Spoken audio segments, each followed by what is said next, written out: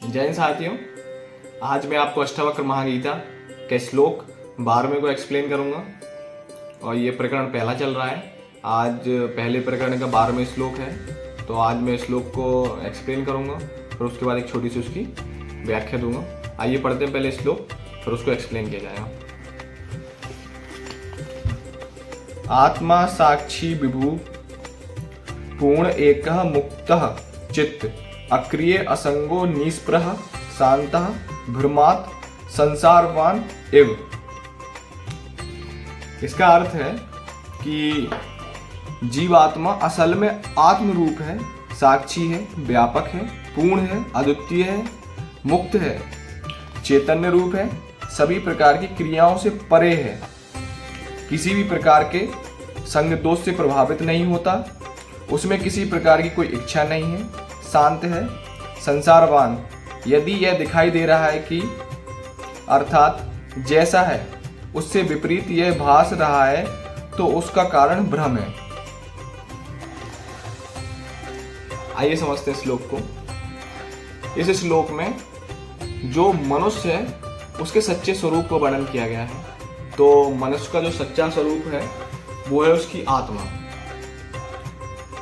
ऐसा इसलिए है क्योंकि जो मनुष्य की उत्पत्ति हुई है उसकी जो डोर है ना वो आत्मा से स्टार्ट होती है, क्योंकि संसार की जो उत्पत्ति हुई है वो आत्मा से हुई है। और जब आत्मा से जिस शरीर मतलब पृथ्वी की उत्पत्ति हुई है तो पृथ्वी और पंचभूतों और ये सब मिलके ही तो शरीर बना है। तो जो मनुष्य है उसका जो मूल और आत्म स्वरूप है वो उसकी आत्मा ही है।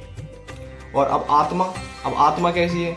आत्मा परमात्मा का एक अंश है, जो कि अब परमात्मा का अंश है। अंश मात्र होने से ही वो पूर्ण हो जाती है, क्योंकि वो परमात्मा का अंश है। ठीक है, वो अद्वितीय है, मतलब उसके जैसा कोई दूसरा नहीं है। मुक्त है। मुक्ति से अर्थ है कि जो हमारी आत्मा है वो संपूर्ण, वो पूर्ण है, इसीलिए वो मुक्त है।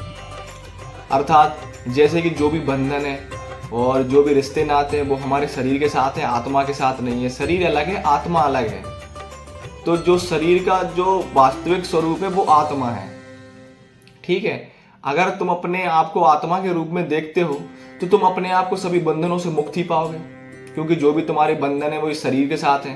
ये शरीर नष्ट हो जाएगा, सारे बंधन मुक्त हो जाएंगे, सभी रिश्ते नाते खत्म हो जाएंगे। ठीक है, तो आपकी आत्मा हमेशा से मुक्त ही है। जो भी काम है, ये क्रिया है, वो कौन करता है? वो हमारी इंद्रियां करती हैं, हमारा शरीर करता है, आत्मा तो नहीं करती, क्योंकि जो करता है वही भोगता है।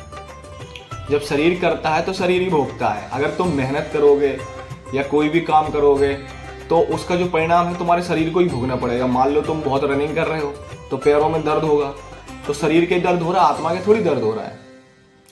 आत्मा अलग है। आत्मा एक चैतन्य रूप है।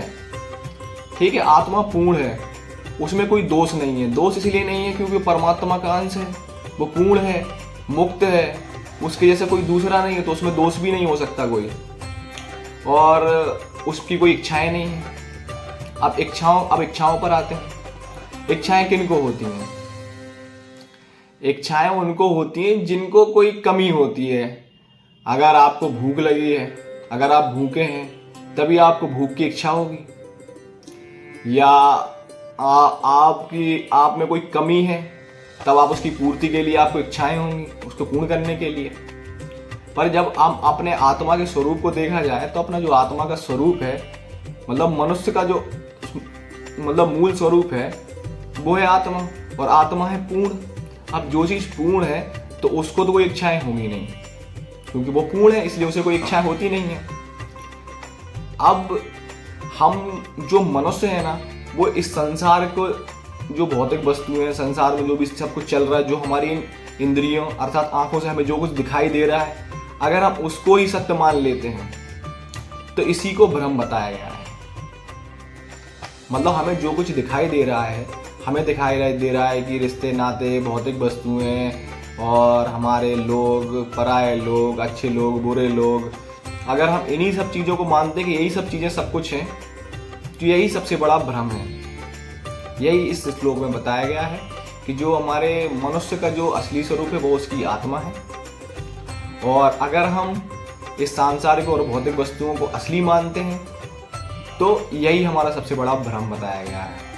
जिस प्रकार से पिछले श्लोक में बताया गया था कि रस्सी को सर्प मान लेना, सांप मान लेना, ऐसा तब हुआ जब थोड़ा अंधकार होगा, तभी होगा ये। या तो पूर्ण अंधकार हो तो हमें भ्रम नहीं हो सकता, या पूर्ण उजाला हो तो हमें भ्रम नहीं हो सकता। भ्रम कब होता है? जब थोड़ा अंधकार हो तभी भ्रम होगा, थोड़ा उजेला हो, थोड़ा अंधकार हो, तो उसके बीच में ही हमें भ्रम होता है। पूर्ण रूप से जब उजेला हो जाता है तो भ्रम नष्ट हो जाता है। यही इस संसार में हमें संसार भ्रम रूप, उसी रस्सी के समान भ्रम रूप दिखाई दे रहा है इसका, क्योंकि हम पूर्ण रूप से ना हम उजेले में ना हम अंधकार में हैं, हम बीच में हैं। या तो अंधकार में हो तो हमें कुछ नहीं दिखाई दे, या हम उजेले में हो तो हमें कोई भ्रम नहीं हो। तो इसी प्रकार जो हमें सब दिखाई दे रहा है, यही सब, इसी सब को हम मानते हैं कि जो ये संसार में भौतिक वस्तुएं सब और हमारे रिश्ते नाते हैं, यही हमारे लिए सब कुछ है। तो यही सबसे बड़ा भ्रम है, इसको भ्रम नहीं मानना है। अपने जो दायित्व हैं, जो तुम्हारे रिश्तों के प्रति दायित्व हैं, जो आपके परिवार के प्रति दायित्व हैं, उनको निभाना है, और इसको ही सब कुछ नहीं मानना है। और अपनी जो एक हमें लगता है कि जो अलग सत्ता है, परम सत्ता है, उसको खोजने का प्रयास करना है, इस भ्रम से ऊपर उठने के प्रयास करना है। इस श्लोक में इतना ही बताया गया है।